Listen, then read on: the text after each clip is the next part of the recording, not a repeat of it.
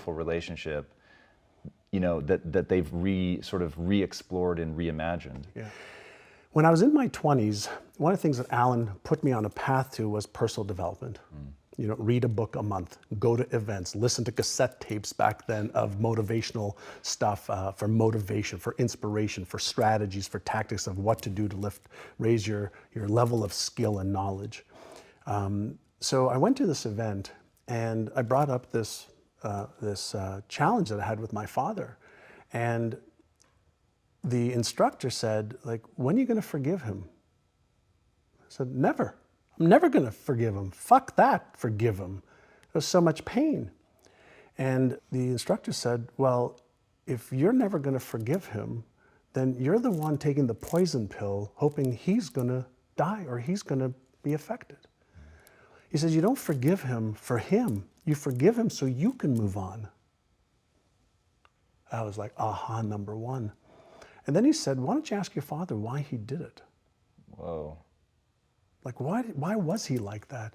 And so when I mustered up enough courage on the phone with my father, I said, Dad, like, how come you've never said I love you?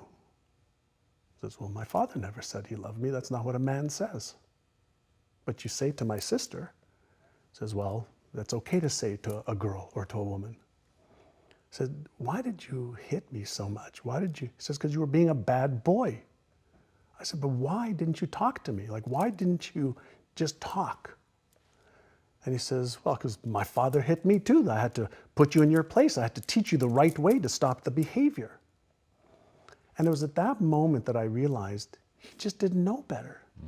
That's what he learned, was the process to try and help me. So he's not a malicious human being. He's a kind, loving, caring man. But he was taught to get compliance hit, so the pain will cause you not to do it again.